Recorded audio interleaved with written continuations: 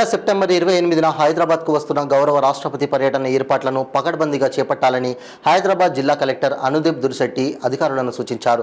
సికింద్రాబాద్ బుల్లారంలోని రాష్ట్రపతి నిలయంలో police, revenue, ఆర్&బి, వైద్య ఆరోగ్య శాఖ, ఫైర్, అటవీ, ఎలక్ట్రిసిటీ తదితర శాఖల ఏర్పాట్లపై ఆయన సమీక్షించారు. ఈ సందర్భంగా జిల్లా కలెక్టర్ మాట్లాడుతూ వివిధ శాఖలు సంపూర్ణ సమన్వయంతో ఏర్పాట్లను పకడ్బందీగా పూర్తి చేయాలన్నారు.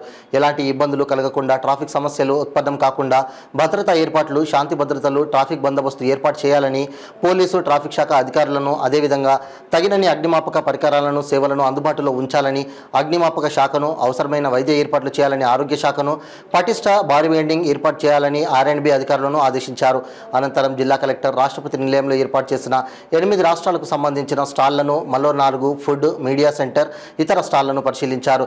ఈ సమావేశంలో Rashtrapati Nilayam manager Rajani Priya, GHMC zonal commissioner A Chauhan, Secunderabad RDO Dasharath Singh, police, fire, R and B, అటవీ, రెవెన్యూ